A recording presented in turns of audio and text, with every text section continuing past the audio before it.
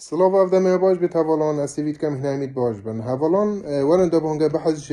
بجین انجازات و سرکفتن پروژه روناکی بکن الا آمیدیه به تایبت لکانیا مالا افرو لدم جمر ایک گارب چویا تا بجین حتی ساعت 5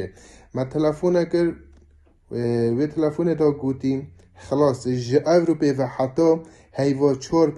دم جمر ایکی نیور حتی 5 ایواری گرابال کانیومالا ناچیتن. اره باشه اول چه پروژه روناکیه 5 ساعتا گرابا بچیتن. اره باشه مادم هوسای هنگزان کنگه سرکفتن تدانه این هنگزان کوده شهمزاری خلکی بن هنگه بوچی مالیدت خلکی را کنه ما مالیده جرا کری نو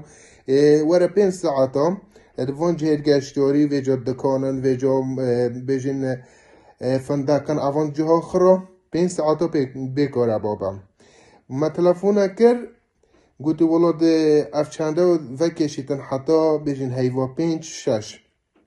بوچه حتی هیوا 5-6 گوتو ولا حتی وضعی کاره به چه بیتن وضعی کاره به چایل کردستان بگشتیم ایلا برکو گم طلق ویک نکهون ایلا شبکه بارانه نهیتن ایلا پیچه که هوای نهیتن دیکارا پیتا برین گوتو ولا پانه هو ساعته حتی هیوا 4-5 وضعی کاره به چه بیتوم شنی جارکا دیده بونگه گنه 24 ساعتی اره باشه سرکفتن پروژه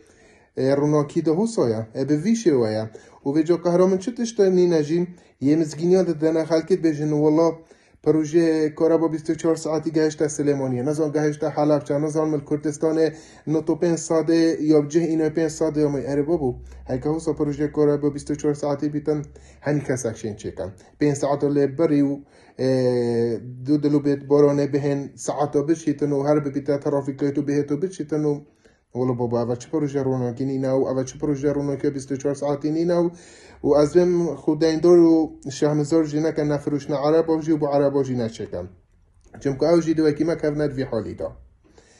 اسیبید کم یان بلا بهن پروژه خوی روناکی بجین کنیا مال آخر را کند جارکات مالی داد خوب دانی نواو ما کارا پتری هایت مالی دادا یانجی بلا کارا با ما بزوری نواو اکی بری هنگی و 24 ساعتی بیتن ورزو صلاح با ایتجا